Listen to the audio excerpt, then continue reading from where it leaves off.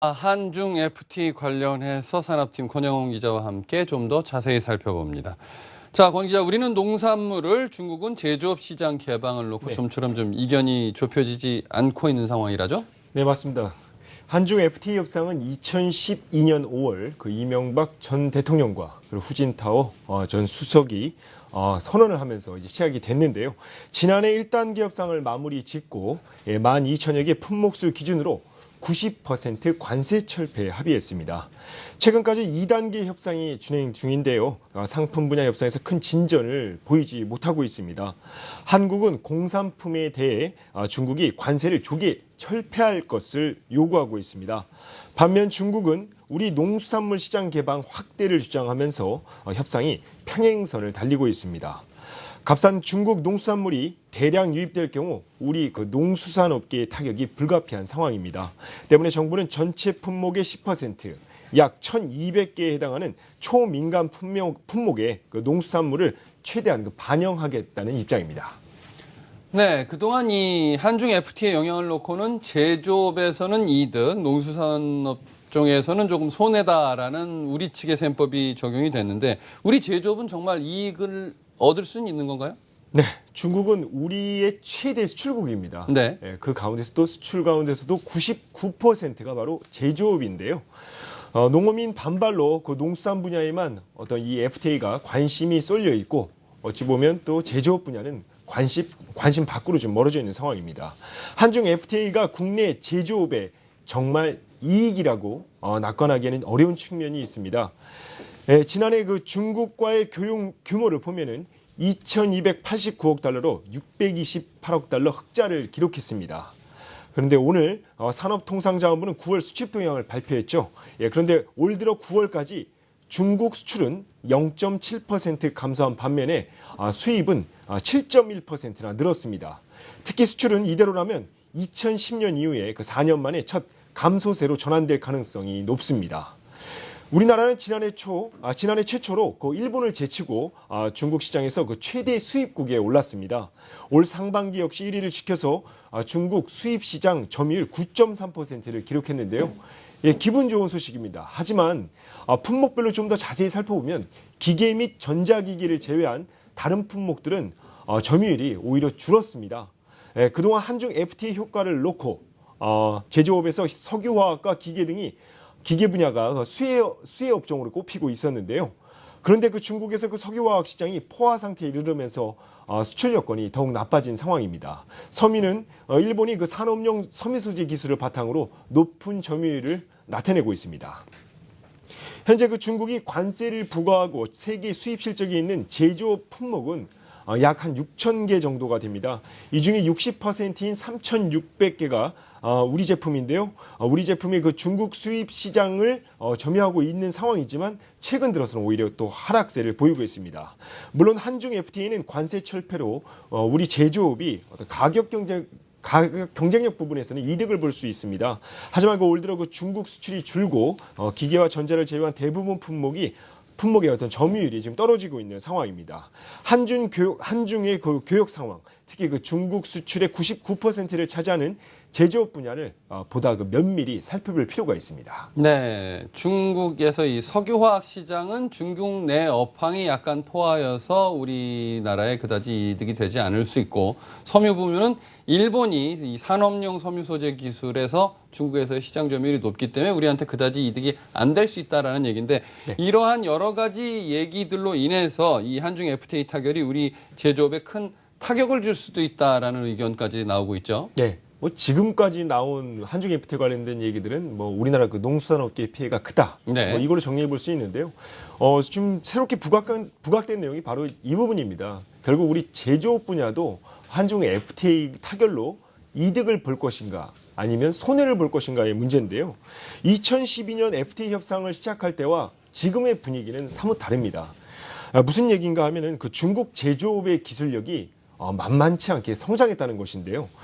때문에 그 중국과 기술 격차가 없거나 역전된 제조업 분야는 타격이 불가피해 보입니다. 물론 우리가 우위에 있는 분야 역시 중국의 그 추격 속도가 빨라서 안심하기에는 이릅니다.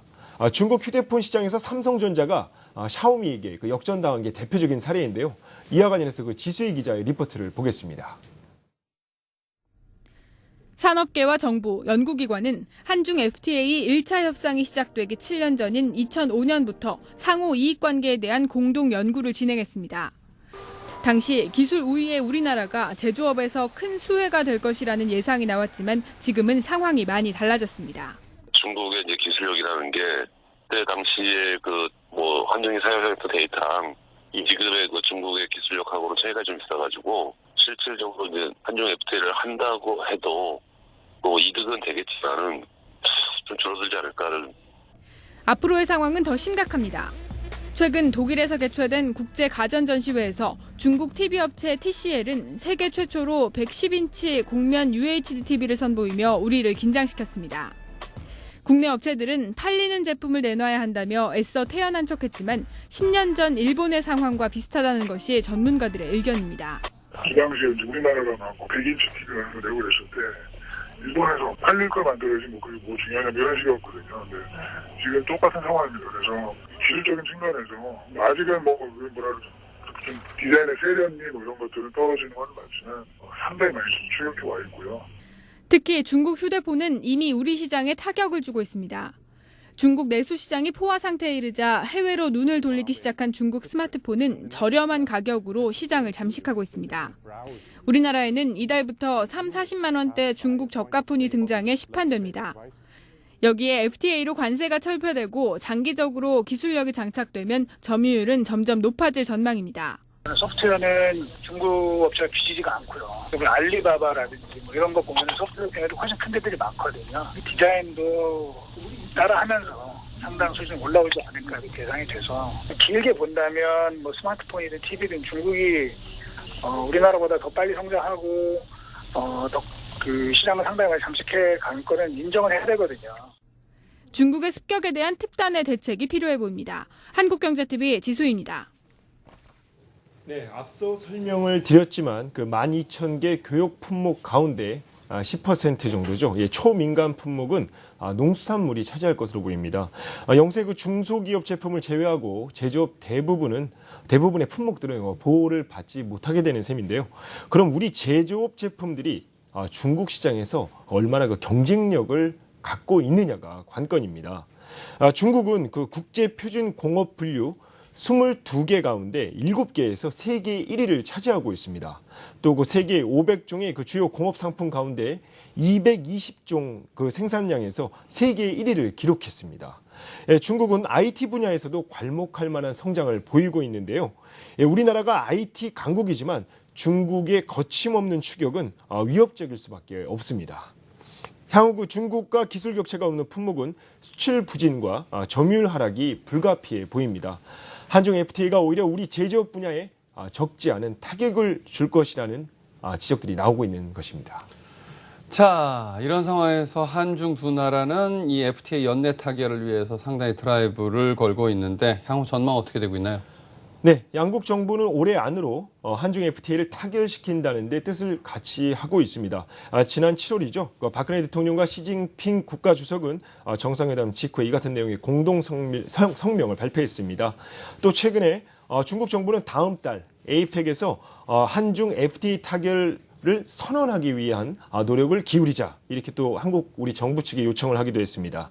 실제 FTA가 타결이 되더라도 국회 비준 등 그 절차를 거치면 공식 발효는 내년 이후로 전망이 됩니다.